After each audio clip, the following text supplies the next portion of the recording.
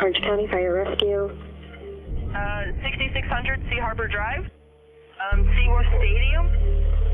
Okay. We actually have a trainer in the water with one of our whales. The whale that they're not supposed to be in the water with. Okay. We'll get somebody en route. Okay, through gate number 3 to Shamu Stadium. Gate 3.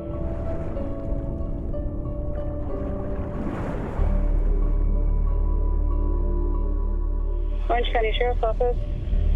We need SO to respond for a dead person at SeaWorld. A whale has eaten one of the trainers. A whale ate one of the trainers? That's correct.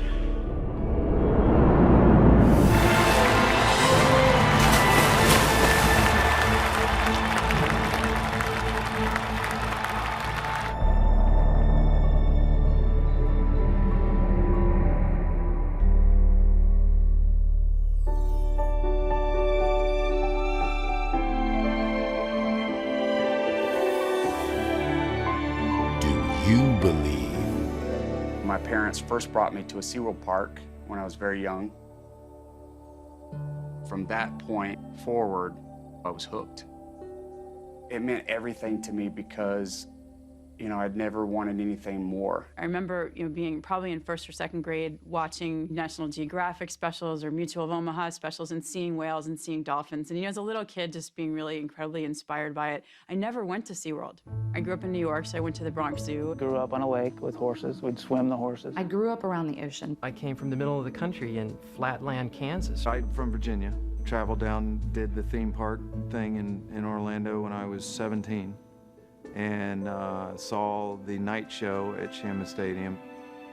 Very emotional, popular music. And I was just, I was very driven to want to do that. Then I saw what the trainers did, and I said, that's what I want to do. One of the trainers there, he goes, what are you doing out there? You should be a trainer. I go, I don't know how to train animals. I've never trained animals in my life. How do you prepare yourself for an encounter with an 8,000-pound Orcinus orca? I always thought you needed like a master's degree in marine biology to be a trainer. It takes years of study and experience to meet the strict requirements necessary to interact in the water with Shamu. Come to find out, it really is more about your personality and how good you can swim.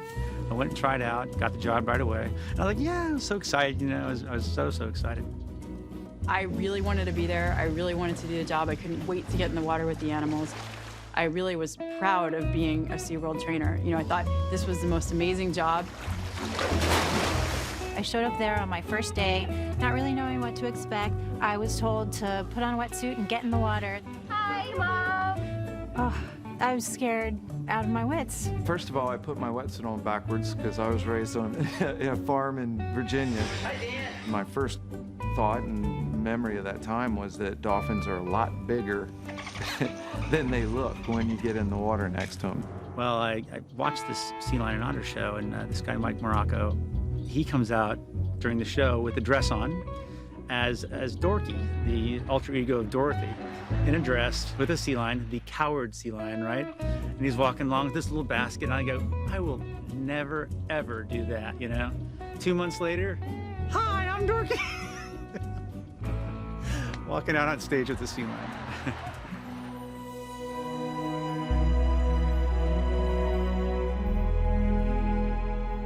I was overwhelmed and I was so excited. I mean, just seeing a killer whale is breathtaking. I was just in awe. It's shocking to see how large they are and how beautiful they are. Being, in the presence of the killer whales was just inspiring and amazing. And I remember seeing them for the first time, just not being able to believe how huge they were. You're there because you want to train killer whales, and that's your goal. I didn't know it was going to happen, so I wasn't expecting it. And one day they say, okay, Sam, you're ready to go. Come on, you got it? You're going to stand on the whale. You're going to dive off the whale. The whale's going to swim under you and pick you up again. And then you're going to do a perimeter ride around the pool. Good. Keep moving. Right into the slide out. He just told me to go do it, and I did it. Wow, I just rode a killer whale.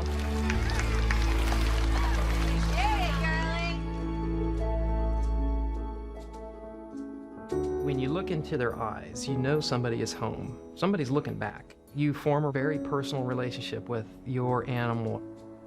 There's something absolutely amazing about working with an animal. You are a team, and you build a relationship together, and you both understand the goal, and you help each other. I've been with this whale since I was 18 years old, and I've seen her have all 4 babies. We've grown up together. That's the joy I got out of it, is a relationship like I've never had.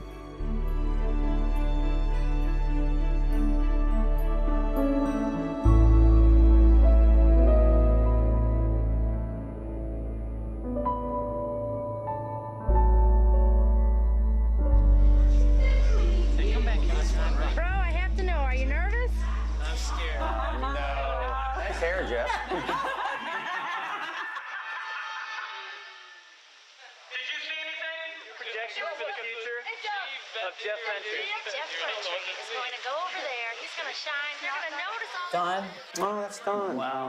He's gonna be my supervisor one day. There you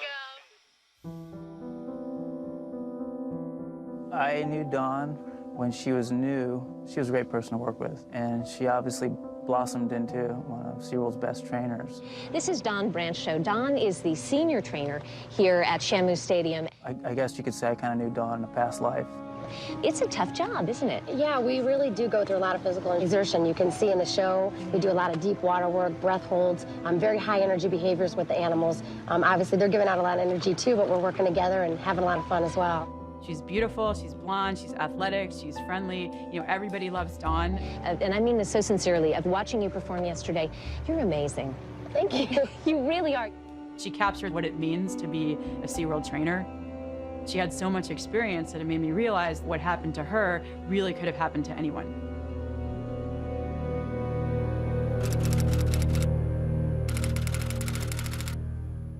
This is Detective Rivera with the Orange County Sheriff's Office. Today's date is February 24th, 2010. The time is 4:16. In the room with me right now is Thomas George Tobin. Is that correct? Correct. Did you see any blood in the water or anything like that? Well, that's part of it. She was scalped and there was no blood. Okay. So pretty much we knew then that the heart wasn't beating. Once they were able to pull her away, how did he let go of the... He didn't. He never let go of the... The arm? The arm. He swallowed it. He swallowed it? So the arm is nowhere... Right.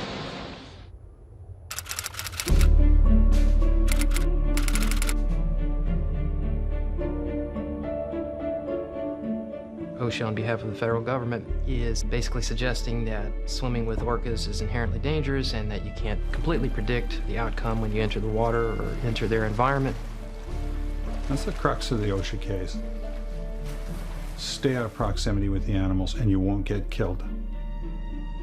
It will have a ripple effect through the whole industry. This was national headline news. SeaWorld's whale performances may never be the same. Right now, the theme park is arguing in court to keep whale trainers in the water, something OSHA says is extremely dangerous. These are wild animals, and they are unpredictable because we don't speak whale. We don't speak whale, we don't speak tiger, we don't speak monkey.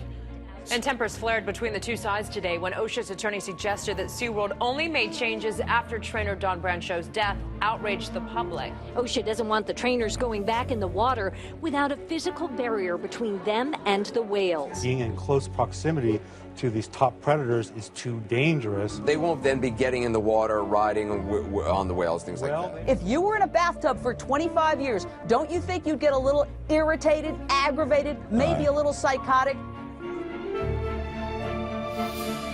The situation with Dawn Brancho, it didn't just happen. It's not a singular event. You have to go back over 20 years to understand this.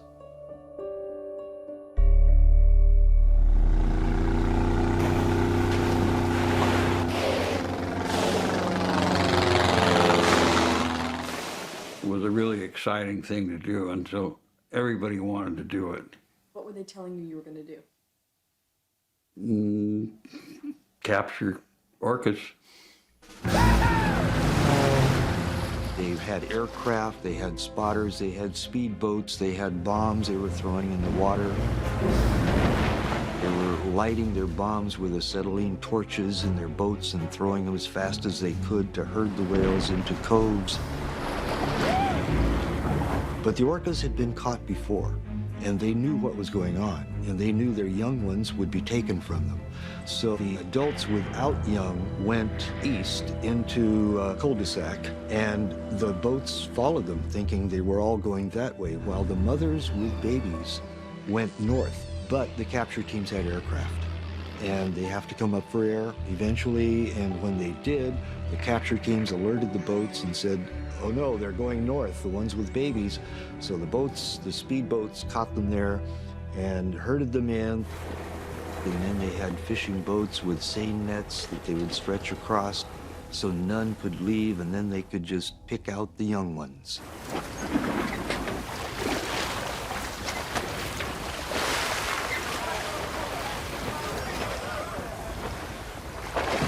We are only after the little ones.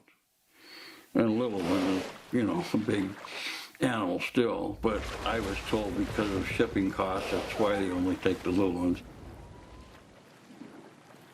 They had the young ones that they wanted in the corrals, so they dropped the seine nets, and all the others could have left, but they stayed. We're there trying to get the young orca in the stretcher, and the whole family is out here 25 yards away maybe in a big line, and they're communicating back and forth. Well, you understand then what you're doing, you know.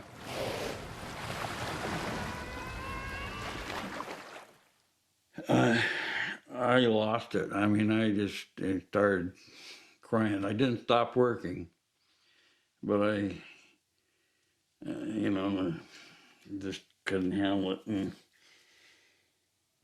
just like kidnapping a little kid away from her mother. Everybody's watching, what can you do? It's the worst thing I can think of, you know. I can't think of anything worse than that. Now, this really sounds bad, but when the whole hunt was over, there were 3 dead whales in the net. And so they had Peter and Brian and I cut the whales open, fill them with rocks, and put anchors on their tail and sink them.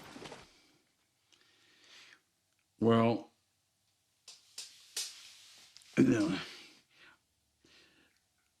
really, I didn't even think about it being illegal at that point.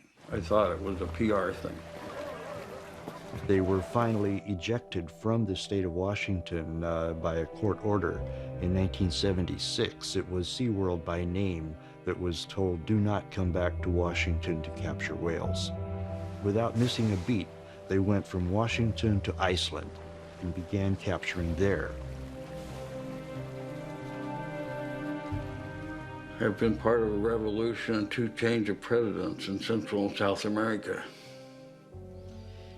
and seen some things that it's hard to believe, but this is the worst thing that I've ever done, is hunt that whale.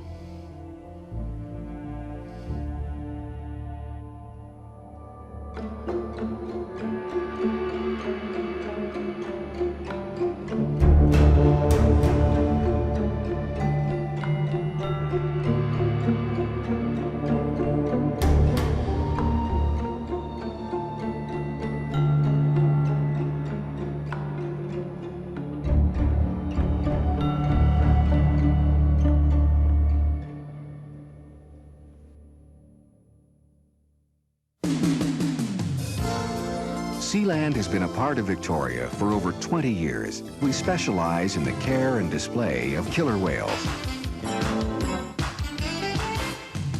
By the time I started, when he was 4, he was up to 16 feet long and weighed 4,000 pounds.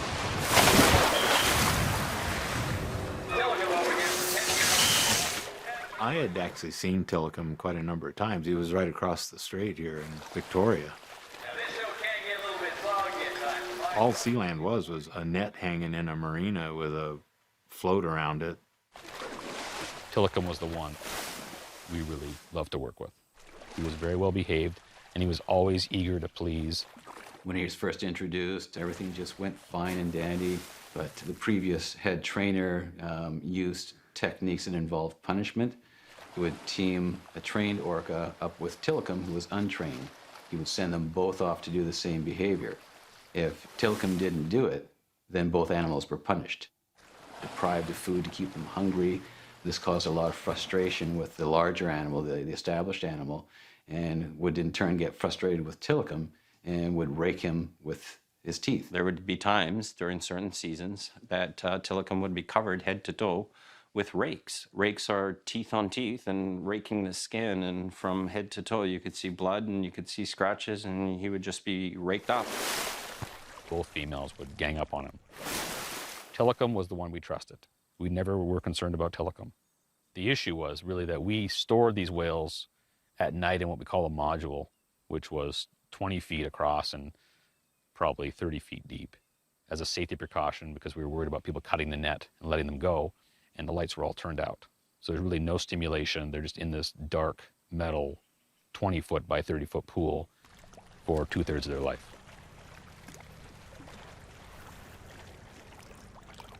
When we first started, they were quite small and quite young, so they fit in there quite nicely, but they were immobile for the most part.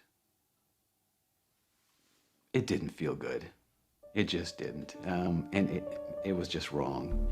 We started having difficulty getting them all into this one small steel box, to be honest. That's what it was. It was a floating steel box. That's where food deprivation would come in.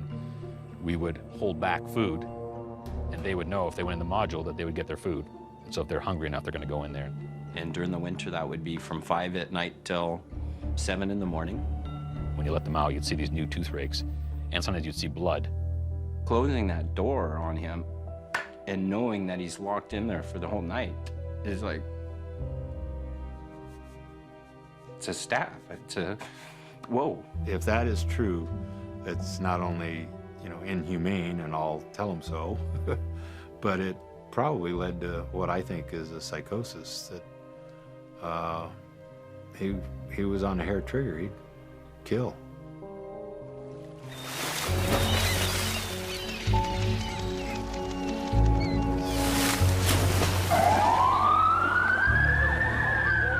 An employee is dead after an encounter at a Canadian park called Sealand of the Pacific.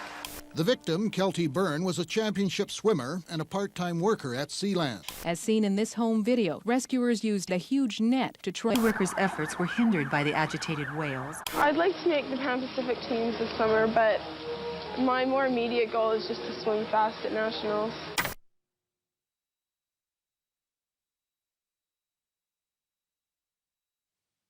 It was sort of a cloudy, gray day, and we were looking for something to do, so we thought, why not go to Sealand?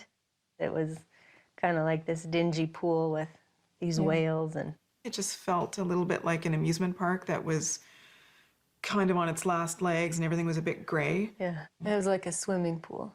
Yeah. 3 whales in a swimming pool. Yeah, and they would come up and touch the ball, and I think there was some tail splashing, and there was some jumping. The fish, and they hold the fish, and the whales jump up. I remember saying, "Oh, what a fun job! She's so lucky." And then I saw her walking with her rubber boots, and she tripped, and her foot just dipped into the edge of the pool, and she lost her balance and fell in. And then she was pushing her way up to get out of the pool, and the whale zoomed over, grabbed her boot, and pulled her back in.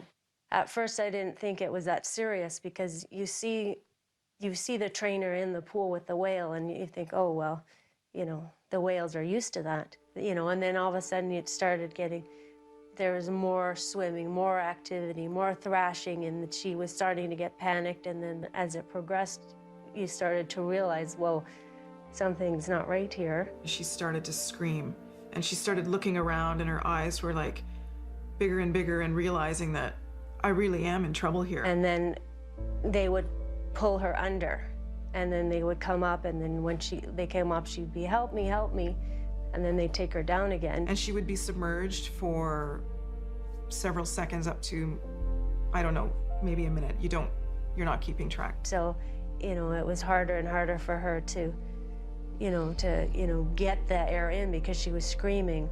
And my sister remembers her saying, I don't want to die.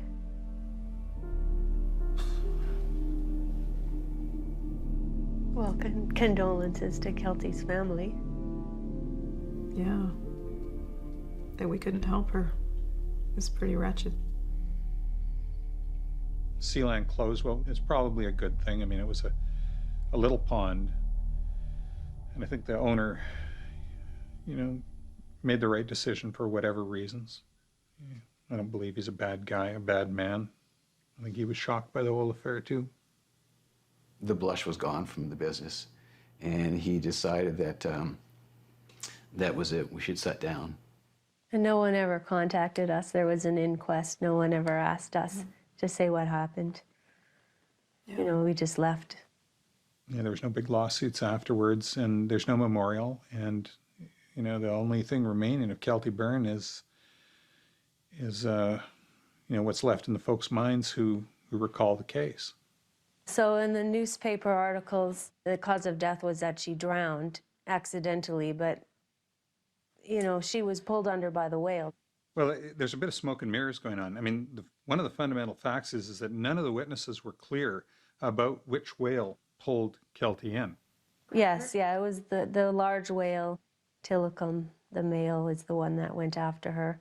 And the other two just kind of circled around, but he was definitely the instigator. And we knew it was that whale because he had the flopped over fin. Like, it was very easy to tell.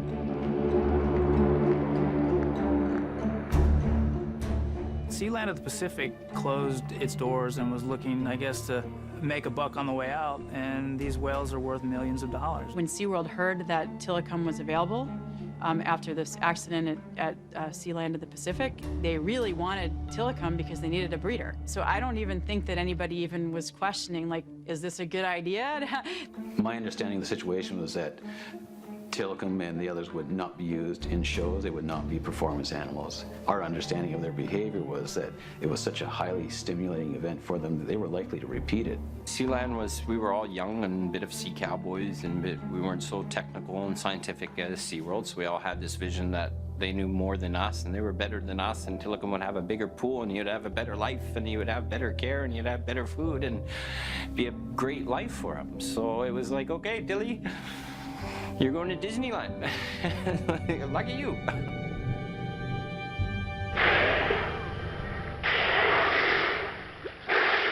The orca's intelligence may be even superior to man's. As parents, they are exemplary, better than many human beings. And like human beings, they have a profound instinct for vengeance. Dino De Laurentiis presents Orca. If you go back only 35 years, we knew nothing, in fact, less than nothing. What the public had was superstition and fear. A fight to the death between the two most dangerous animals on Earth. What in hell are you? These were the vicious killer whales that, had 48 sharp teeth that would rip you to shreds if they got a chance. What we learned is that they're amazingly friendly and understanding and intuitively want to be your companion. Are you recording this? And to this day, there's no record of an orca doing any harm to any human in the wild.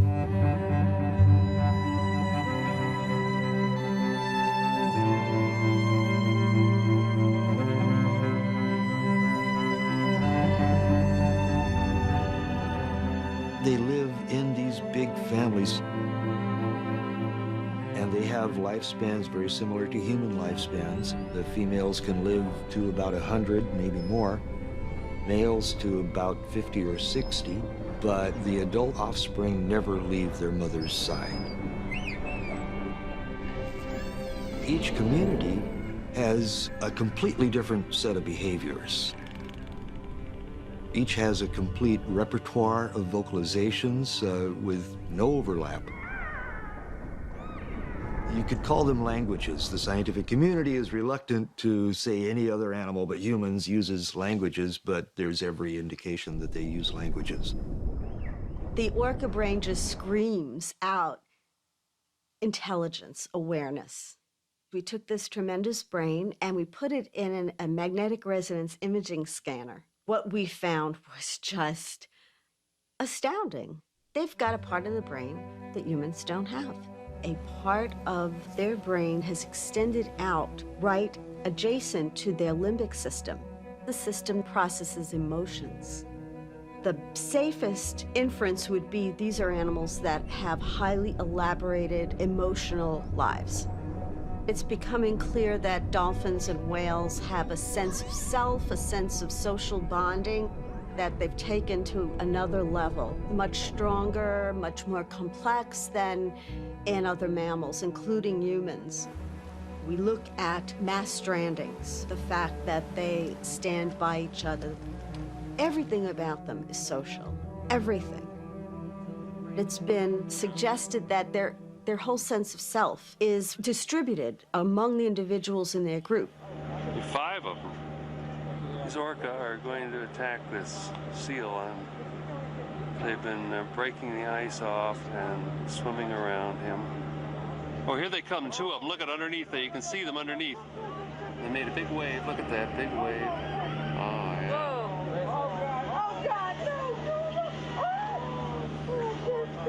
If you can't watch the bullfight, you better leave. Oh, yeah, here they go. Look at this. 3 of them.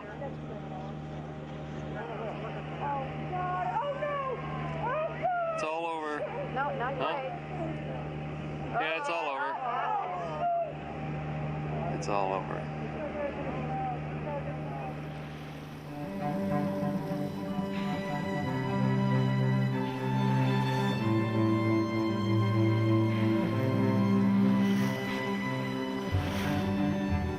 First Nations people and the old fishermen on the coast, they call them blackfish. And they're an animal that possesses great spiritual power, and they're not to be meddled with.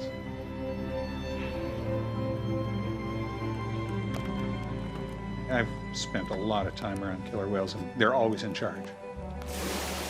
I never get out of the boat. I never mess with them. The speed and the power is quite amazing.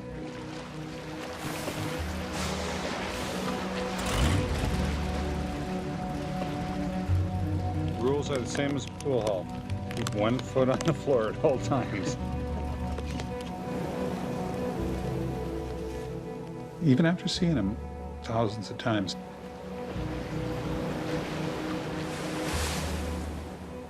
you see him and you still, wake up.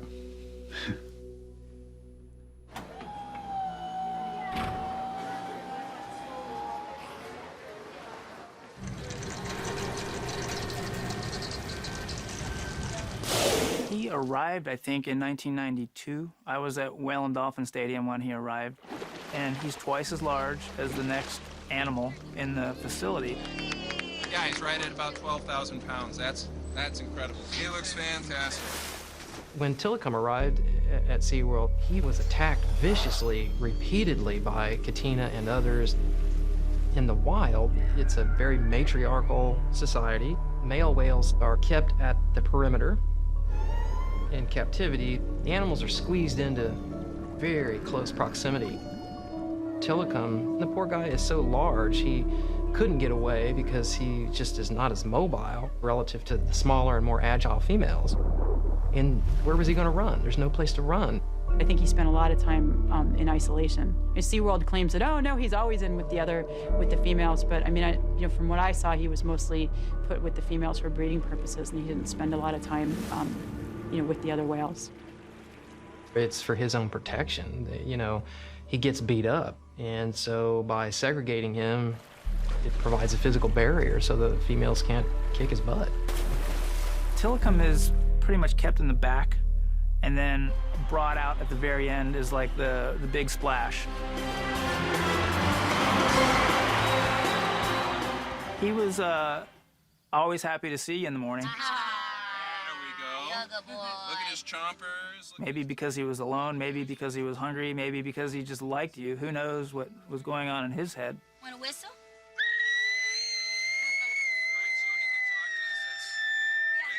I'm about to say. It was really loud. Sure. Come on, big boy. Show the sex. He seemed to like to work. He seemed to be interested. He seemed to want to learn new things. He seemed to be enjoying, working with the trainers. He, for me, was a joy. He really responded to me, and I, every day I went to work, I was happy to see Tilly. That's cute.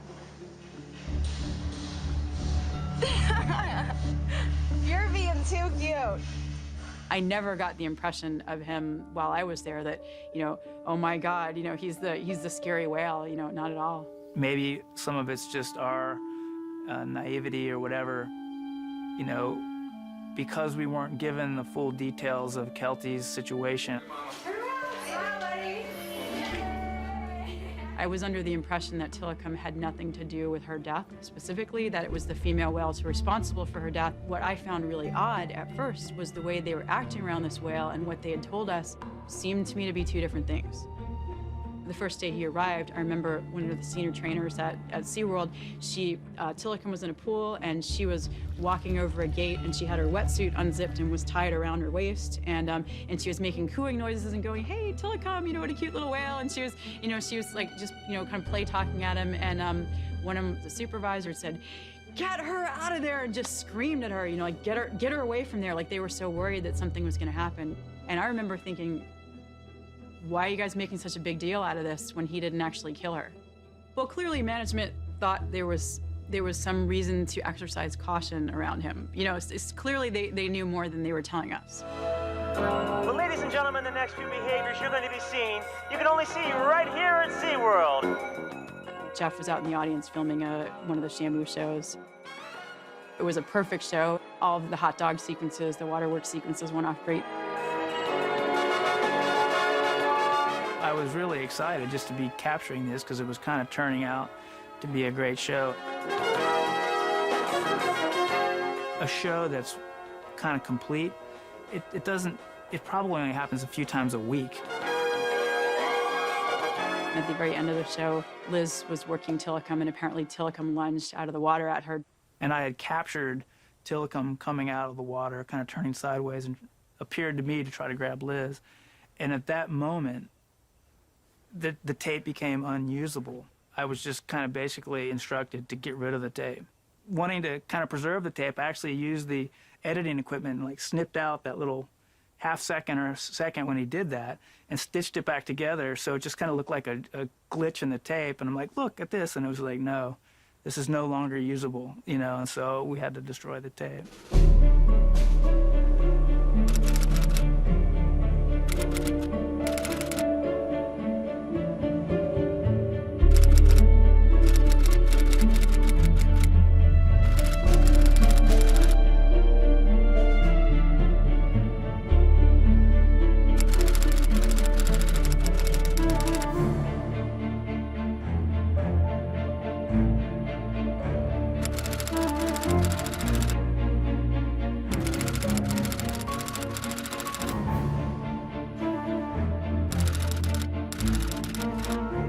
It's pretty outrageous that SeaWorld would claim there was no expecting Tilikum to come out of the water because they had witnessed him coming out of the water, and it's written into his profile.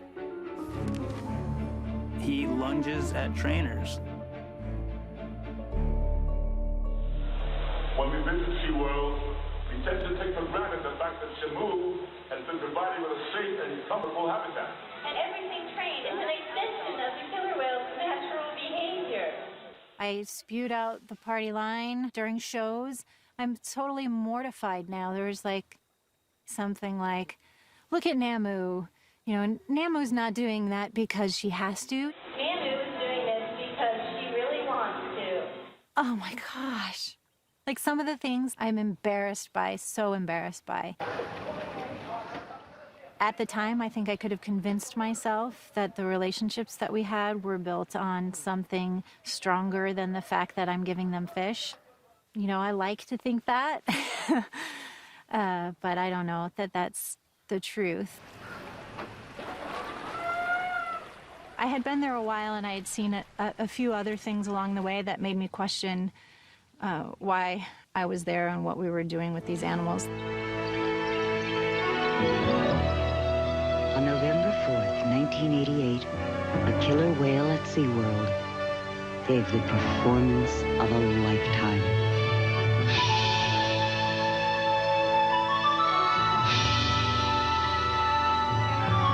Don't miss this small miracle. Come see our new baby Shamu.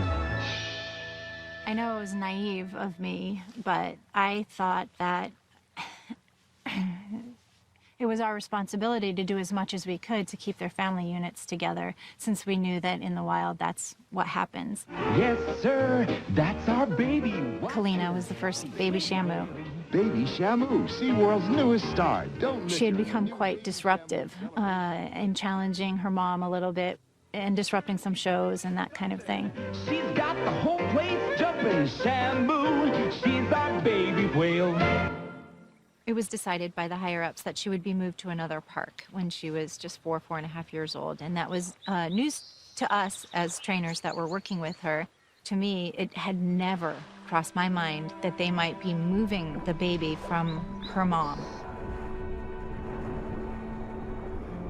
The supervisors basically was kind of mocking me, like, oh, you're saying poor Kalina? You know, what's she gonna do without her mommy? And you know, and that, of course, just shut me up. So the night of the move, we had to deploy the nets to separate them and get Kalina, the baby, into the med pool. And Katina was generally a quiet whale. She was not an overly vocal whale. After Kalina was removed from the scene and put on the truck and taken to the airport, and Katina, her mom, was left in the pool, she stayed in the corner of the pool, like literally just shaking and screaming, screeching, crying. Like, I'd never seen her do anything like that. And the other females in the pool, maybe once or twice during the night, they'd come out and check on her, and she'd screech and cry, and they would just run back. There was nothing that you could call that, watching it, besides grief. Those are not your whales. You know, you love them, and you think, I'm the one that touches them, feeds them, keeps them alive, gives them the care that they need. They're not your whales. They own them. Kasaka and Takara were very close. Kasaka was the mother, Takara's the calf. Takara was special to me. They were inseparable. When they separated Kasaka and Takara, it was to take Takara to Florida.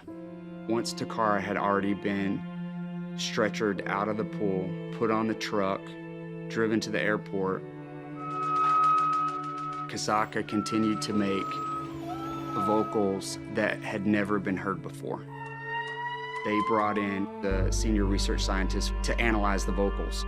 They were long-range vocals. She was trying something that no one had even heard before, looking for Takara. That's heartbreaking. How can anyone look at that and think that that is morally acceptable? It's not. It is not okay. Stand by, Dean. Let's go live to SeaWorld, where Dan Gummersall is joining us for a sneak peek. Hi, Dean. Tell us about the new show. Good afternoon, Richard. The new show is the Whale and Dolphin Discovery. What it does is it shows the relationship we have between all our animals here at the Whale and Dolphin. There's so many things that were told to us that they tell you so many times that you start believing it, you know? So all the animals here get along very well. It's just like training your dog, really. I was blind, you know. I was a kid, you know. I didn't know what I was doing, really. Nice. Good job.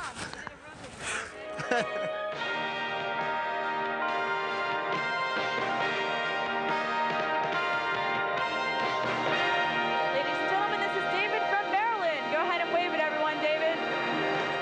just really bought into what they told us. You know, I learned to say what they told us to the audience. Hello out there! Children are some of Shamu's biggest fans. We can do just about anything we want. I thought I knew everything about killer whales when I worked there, you know, and everything about these animals. I really know nothing about killer whales. I know a lot about being an animal trainer or a killer whale trainer, but I don't know anything about these animals' natural history or their behavior. I really, in some ways, believed a lot of what I was learning from them, because why would they lie? Because the whales in their pools die young, they like to say that all orcas die at 25 or 30 years. 25 to 35 years. 25 to 35 years. They're documented in the wild, living to be about 35 and mid-30s. They tend to live a lot longer in this environment because they have all the veterinary care. And of course, that's false.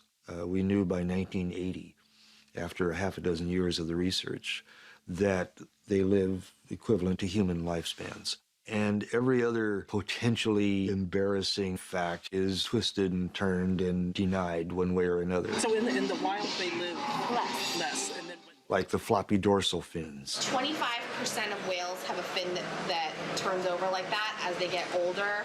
Dorsal collapse happens in less than 1% of wild killer whales. We know this. All of the captive males, 100%, have collapsed dorsal fins. And they say that they're a family, that the whales are in their family. They have their pods, but that's just, an artificial assemblage of their collection, however management decides they should mix them, and whichever ones happen to be born or bought and brought in. That's not a family, come on. You've got animals from different cultural subsets that have been brought in from various parks. These are different nations. These aren't just two different killer whales. These animals, they've got different genes. They use different languages. Well, what can happen as a result of them being thrown in with other whales that they haven't grown up with, that are not part of their culture, is there's hyperaggression, a lot of violence, a lot of killing in captivity that you don't ever see in the wild. For the health and safety of the animals, please do not put your hands in the water. It was always sort of this backdrop, this underpinning of tension between animals. Whale-on-whale aggression was just part of the daily existence. We ask that you use the stairs and aisleways as you exit. Please do not step on the seats. These areas may become wet and therefore slippery to some footwear. Thank you. In the wild, when there's tension, they've got thousands of square miles to exit the scene and they can get away. You don't have that in captivity. Could you imagine being in a small concrete enclosure for your life when you're used to swimming 100 miles a day? Sometimes this aggression became very severe, and in fact, whales have died in captivity because of this aggression. I think it was 1988, Candu trying to assert her dominance over Corky, rammed Corky. It fractured her jaw, which cut an artery in her head, and then she bled out. That's got to be a hard way to go down. I saw that there was just a lot of things that weren't right, and there was a lot of misinformation, and something was amiss. And I sort of compartmentalized that part of it and did the best that I could with the knowledge that I had to take care of the animals that were there. And I think all the trainers there have the same thing in their heart. They're trying to make a difference in the lives of the animals. You think that if I leave, who's going to take care of Tillicum? And that's why I stayed, because I feel sorry for Tillicum. I mean, if you want to get down to the nuts and bolts of it, I stayed because I feel sorry for Tillicum. And I couldn't bring myself to stop coming and trying to take care of him.